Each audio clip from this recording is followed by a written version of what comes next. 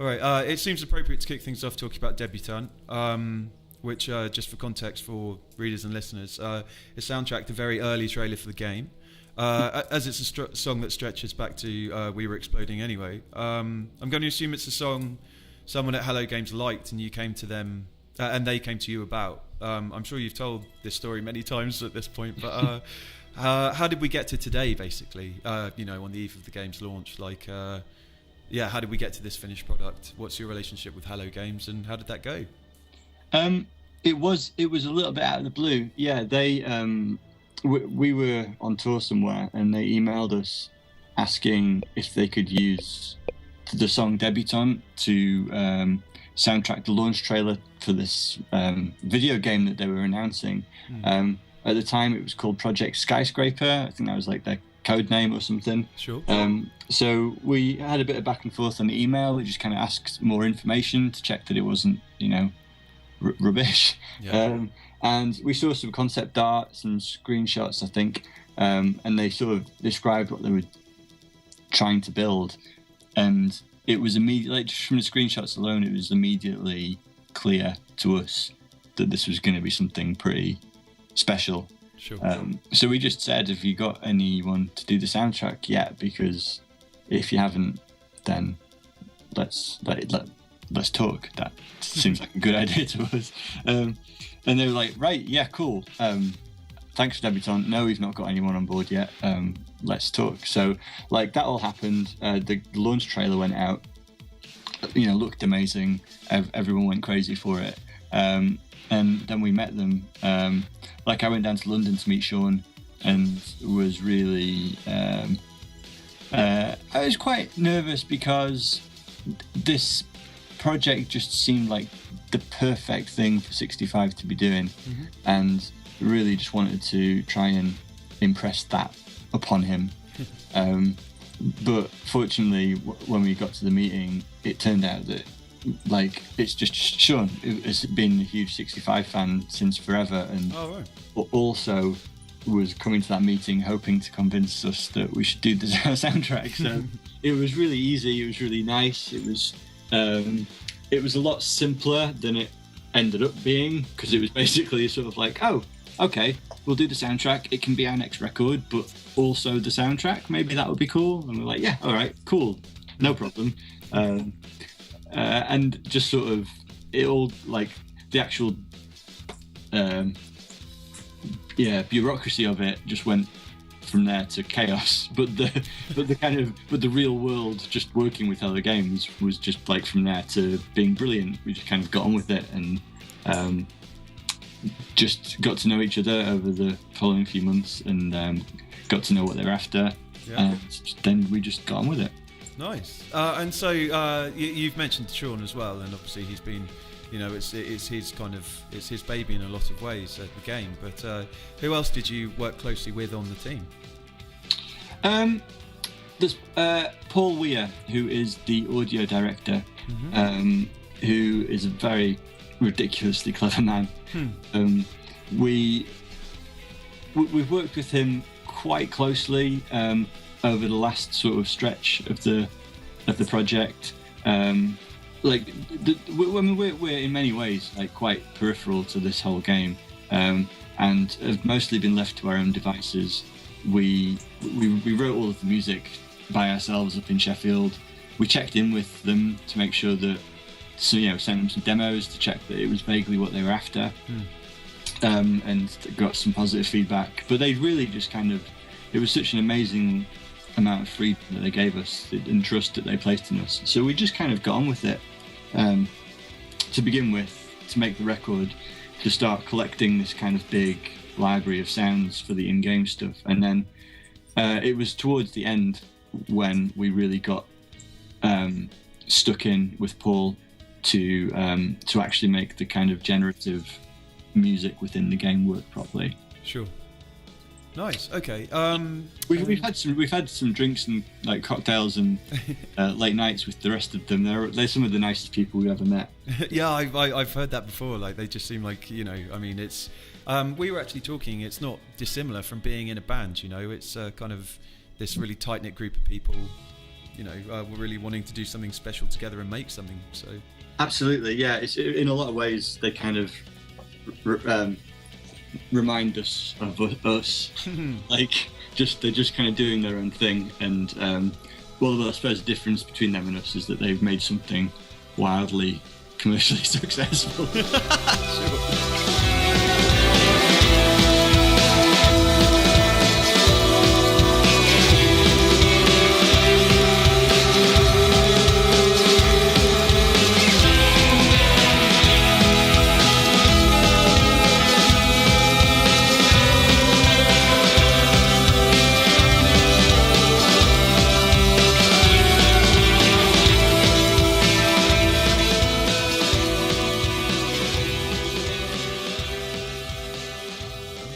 So about the process of you actually getting hands-on with the game,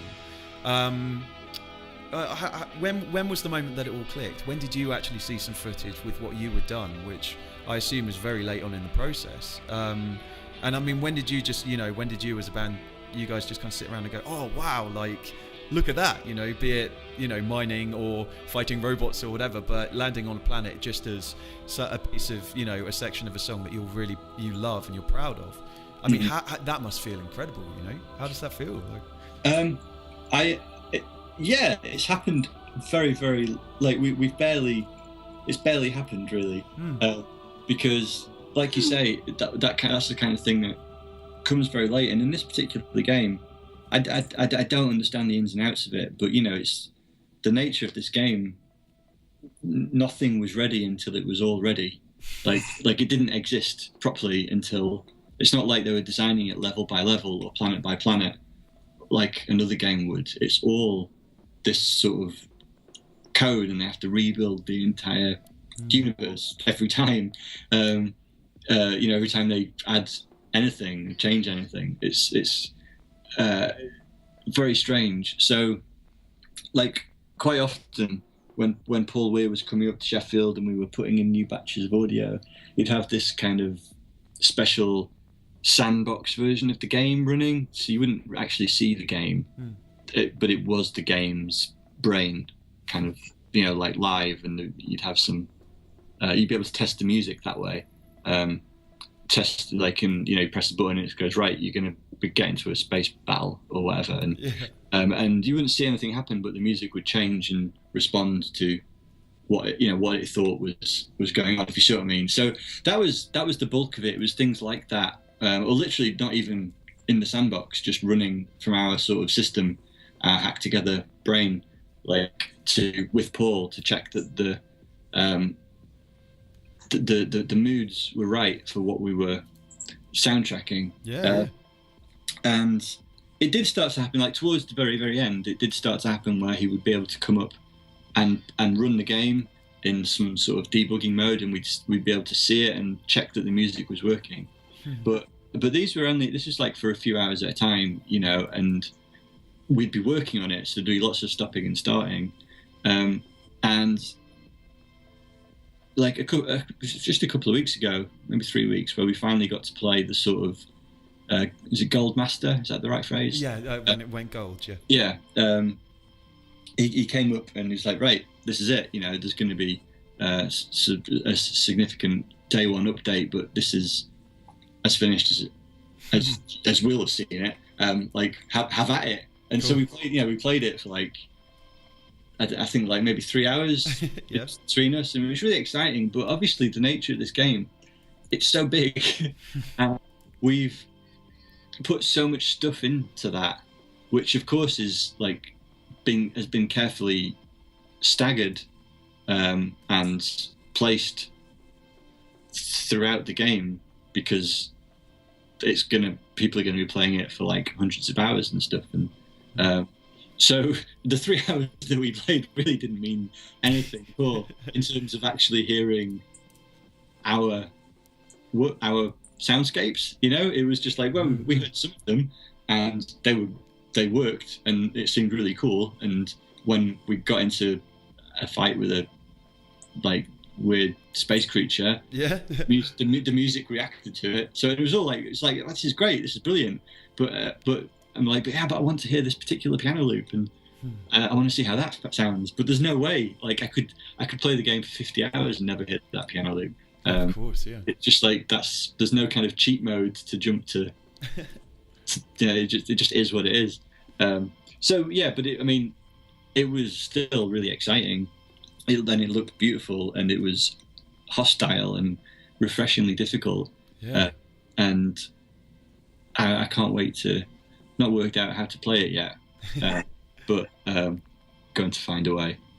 Well, I like that phrase you used, refreshingly difficult, because that almost sounds like the way you were talking about finding these sounds and kind of forging forward with this record that you're making. Could you just talk about End of the World song and just let us know, like, even just kind of listening to it, it sounds like that really you guys toiled over that. It's got so much passion, and it's a very kind of the second half especially has a very real energy to it. Oh well, thank you. Yeah, it's that was a big.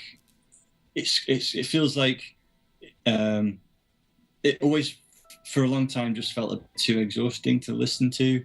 It was like, but not in a good way. It was like a bit too dense. Okay. There's so much going on in it, and it's something that we've tried very hard to move past, because there's often, it feels like there's so much going on in 65 songs, like too much going on. It kind of dilutes the intensity of it a little bit, just through just not being able to focus on a single thing. And in the early days of 65, that was kind of, it felt more like a strength because there was an intensity to it.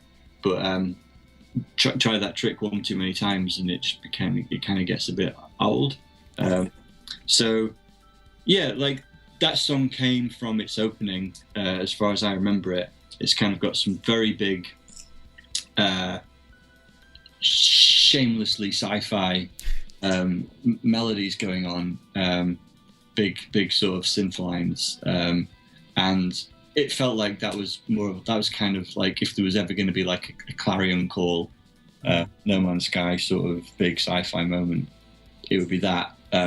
And there was this one evening when we were writing when we had like various synths and guitars, or like various synths hooked up via MIDI, all going through different guitar amps, playing the same thing, with Joe, I think, playing the guitar along with it through one of the same amps, or something like some ridiculous combination of just like making noise and recording it. And that's the actual opening of the song. Like we thought we were just like catching an idea, and this happens quite a lot these days. It's like there's something about just the way that those things are feeding back and resonating with each other that was really kind of felt really powerful to us. And then we tried a million times to recreate it, and probably wasted half a day in the proper recording studio when we were making a record trying to recreate it, and then couldn't. It just didn't sound as good. And so in the end kind of went with the demo thing, and yeah, the rest of the song sort of just evolved from there. It's like, okay, well, we've got this big thing, but it feels like it needs to have a purpose. It can't just be a big sort of soft fuzzy noise thing. It's kind of got to explode, because eventually that's what the sun will do. Oh wow, yeah. And I mean, obviously that's a very good way of looking at it, and even with that in mind, I'd be very, very interested to see where that actually plugs into the game itself.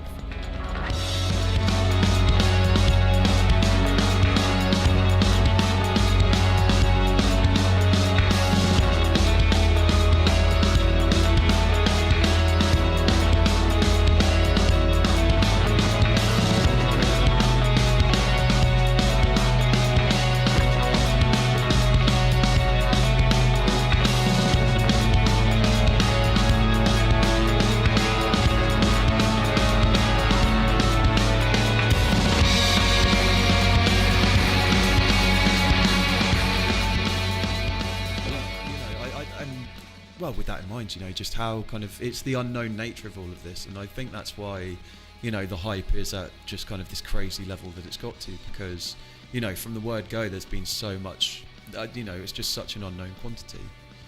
No, you must be really looking forward to playing that live. You played that at Sonar, I take it, but. Well, we actually played, because that song had so many iterations.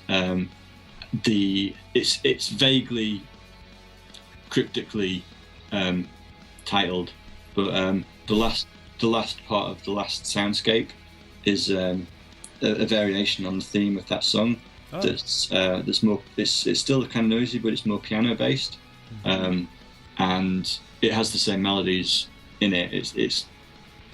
It is the same song to our minds, but it sounds quite different. So we played that version at Sonar because it felt more in keeping with the general setup that we had. Like the End of the World Son that's on the main album, that's going to need a real drum kit for a start. So, man, I'm excited to hear that. Yeah.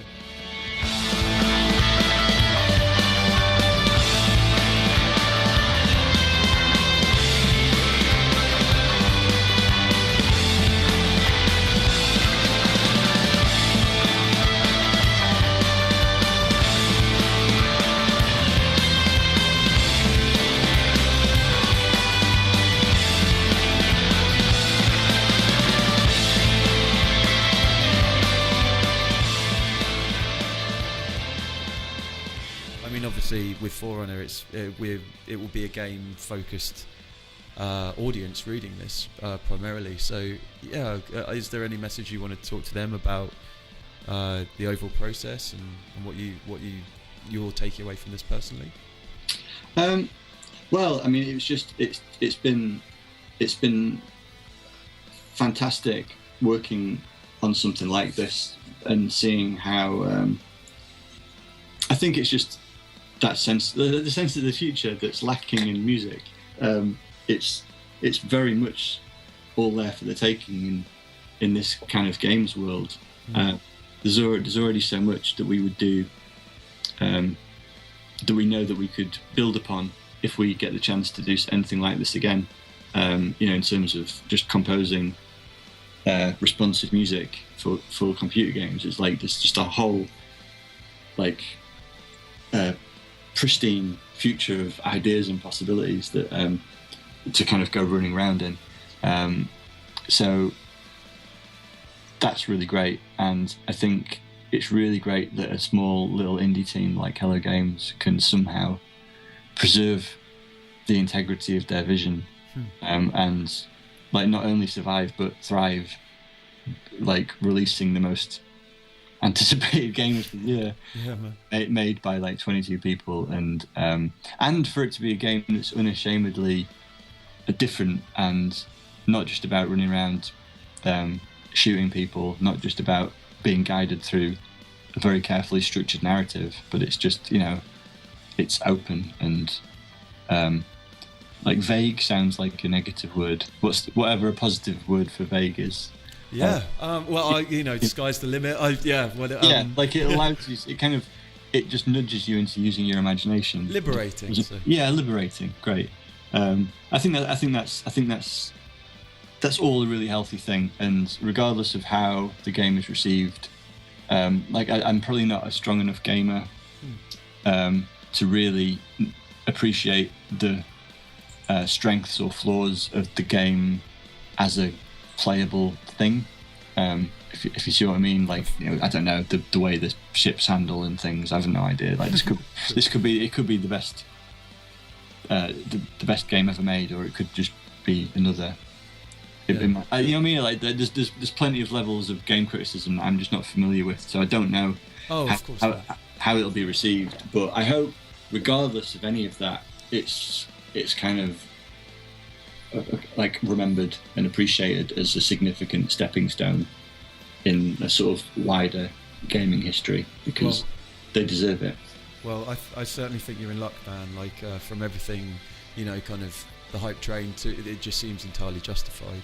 And just to finish then, I just want to say it's very easy to recognise the parallels between you and Hello Games, and just this kind of, like we said earlier, it's just a tight-knit group of friends that just want to make something cool. And it really does seem, from what I've heard of this new record, that that's exactly what you've done. and I'm really looking forward to hearing it in that context. Thank you very much. Cool. Thanks a lot. Thank you so much for your time, Paul.